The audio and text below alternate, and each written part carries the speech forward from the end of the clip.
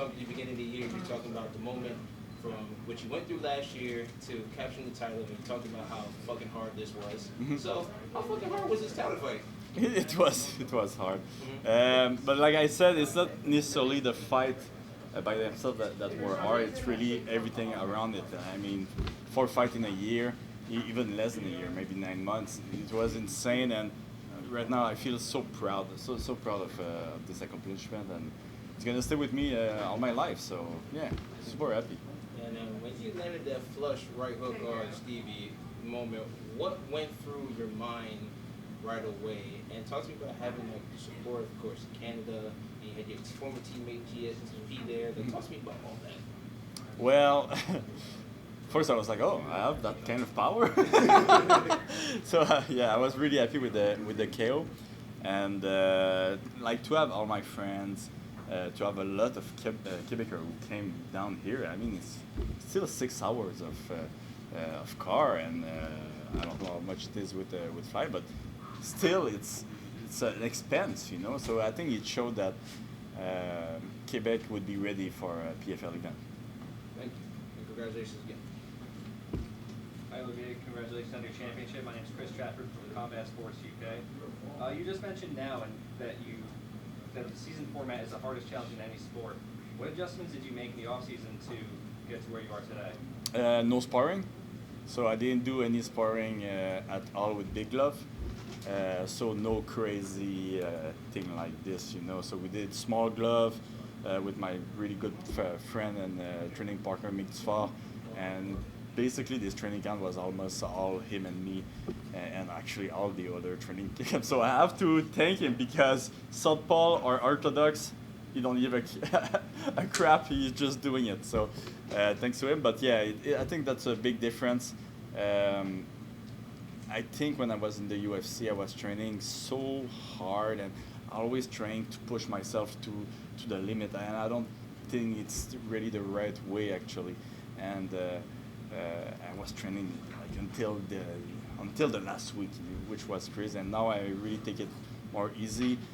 Some training are hard, but other are just to get fit and or get better, you know. So I think that was a big difference for me, to be a little bit smarter about my training camp. Makes sense. We know that you're Quebecois and you love Quebec.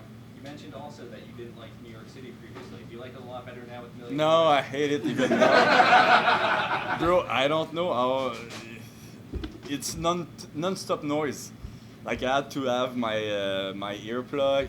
It's like I think I hate it even more.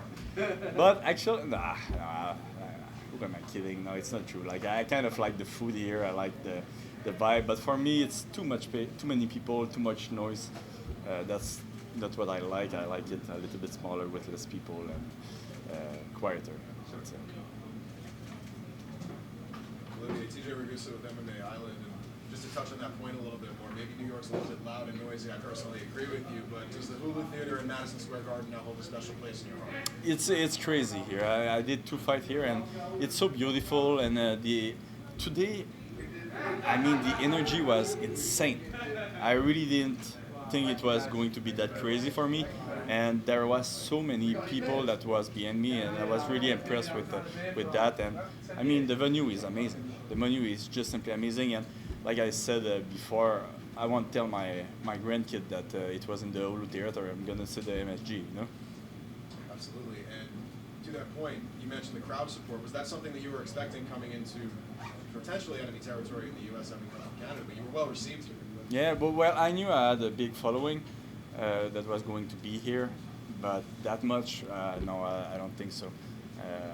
I was really surprised. I even saw some Quebec flag in the crowd. So yeah, well, I have to say I was kind of proud of that. And like I said before, I think it showed that Quebec is ready, you know, to have another event in PFL. Certainly. Thank you, sir. Congratulations. Thank you. Okay, this is the second KO TKO win of your career. Did you expect? Were you at all expecting it to be like that way the fight ended? No, I didn't really expect it that way. Especially that, I mean, my first KO was a body shot, and after it was more TKO. So like to really put him out like this, I was really surprised. And it's funny because it's something I worked a lot at the gym with doing a lot of fake for the jab and then go for the hook, and it worked better than we thought, I guess. I saw the KO, and even I was impressed by myself. And so what's next? What do you want next fight-wise, and what are you going to do? Any plans for money? Oh my God, no. Maybe I'm gonna buy a new mouthpiece. That's for sure. Yeah, this thing have like a new COVID on it. It's so disgusting. So yeah, I'm gonna buy a mouthpiece. And other than that, I don't know. I'm not a complicated man. I like good food. I like good wine, but it's not necessarily the most expensive wine that are the best. So I'm just gonna enjoy life for the next 5 months.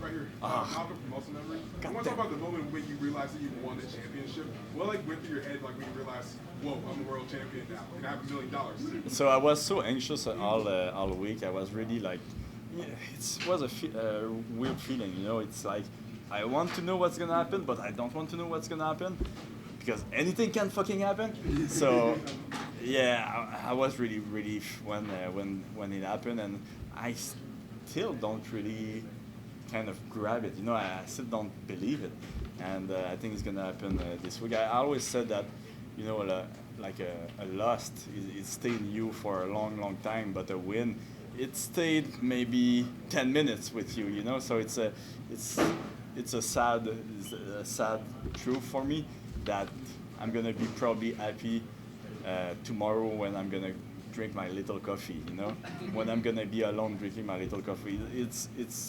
It's weird to say, but that's always when I really like see like, oh shit, that happened. It's when the first coffee of the next morning. Congratulations. Thank you. Olivier, you would maybe tease maybe retiring. Doesn't seem like you have any interest in that now. I'm not fucking leaving. No, I will. I mean, I hated everything about this week. Like it was too much stress. Like I said, I don't really want to know. I want to know what's gonna happen, you know. But now, like maybe I have still 1 more year. I would say 1 more year. Like I said, it's 4 fights in 1 year. It's really hard on the body. But yeah, I think I can give it 1 more year. You're not like concerned about the season format, or you don't want to kind of go into some of the promotions, so you're keen to stick around with PFL and do another season with, you know, potentially 4 fights. Oh yeah, of course. I mean, I'm gonna end in PFL. I'm gonna end. That's what was weird to say, but my career is gonna end in PFL. You know, I don't want to go elsewhere. I think I'm gonna be just done when I'm gonna be done with it. Congratulations. Thank you.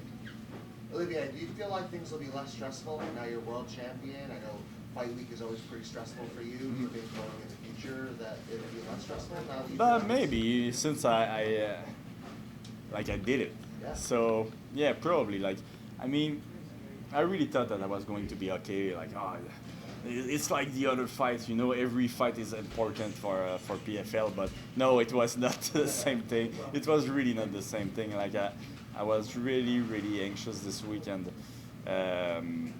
I think it's gonna be better next year. You know, that's for sure. Thank you. That it? That's boring.